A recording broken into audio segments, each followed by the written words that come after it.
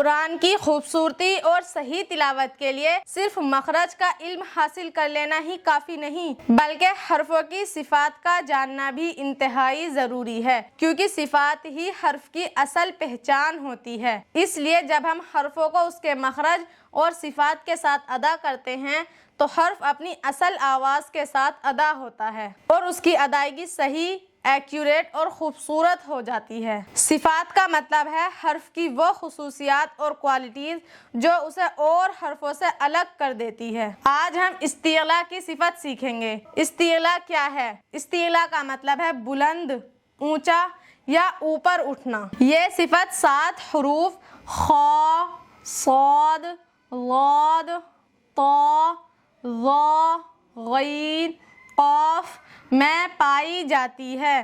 ان کو ادا کرتے وقت زبان کی جڑ اوپر کے تالو کی طرف اٹھ جائے اور منہ کے اندر ہوا بھر جائے، جس سے یہ حروف پر ہو جائیں۔ ان کو حروف مستعلیہ کہتے ہیں، یعنی یہ جو 7 حروف ہیں ان کے اندر استعلاء کی صفت ہے۔ ان میں استعلاء کی صفت ہونے کی وجہ سے ان کو حروف مستعلیہ کہا جاتا ہے۔ ان کے اندر استعلاء کی صفت پیدا کرنے کے لیے 2 کام کرنے ہیں۔ نمبر 1، زبان کی جڑ اوپر کے تالو کی طرف اٹھانی ہے اور منہ کے اندر ہوا بھرنی ہے، تب جا کر ان 7 حروف میں استعلاء کی صفت پیدا ہوگی۔ اب آئیے ایک ایک حرف کی پریکٹس کرتے ہیں، آپ بھی میرے ساتھ دہراتے رہیے۔ اخ، اس، او، اط، او، او۔ غین میں اگر استعلاء کی صفت پیدا نہ کی جائے تو آواز ہوگی اغ۔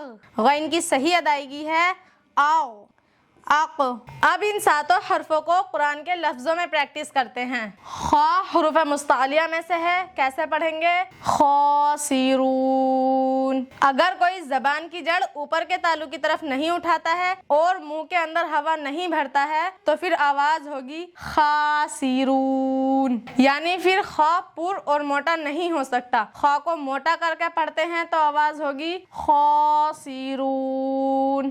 صاد بھی حروف مستعلیہ میں سے ہے، موٹا کر کے پڑھنا چاہیے، جیسے وَوَصَّى بِهَا۔ اگر کوئی صاد کو موٹا نہ کرے تو پھر یہ سین بن جائے گا، پھر اس کی آواز ہوگی وَوَصَّى بِهَا۔ اس طرح صاد کی جگہ سین پڑھنا بہت بڑی غلطی ہے۔ صاد کی صحیح ادائیگی ہے وَوَصَّى بِهَا۔ غاد بھی حروف مستعلیہ میں سے ہے، کیسے پڑھیں گے؟ وَلَا الضَّالِّينَ۔ کسی نے اگر غاد کو پر نہیں کیا تو آواز ہوگی وَلَا الضَّالِّينَ۔ استعلاء کی صفت کے ساتھ پر کر کے پڑھیں گے تو آواز ہوگی وَلَا الضَّالِّينَ۔ طا کو پر کر کے کیسے پڑھیں گے؟ طُغْيَانِهِمْ۔ طا کو پر نہیں کیا تو پھر یہ والا تا بن جائے گا، اس کی آواز ہوگی طُغْيَانِهِمْ۔ طا کو تا بنانا آپ جانتے ہی ہیں کتنی بڑی غلطی ہے۔ طا کی صحیح ادائیگی ہے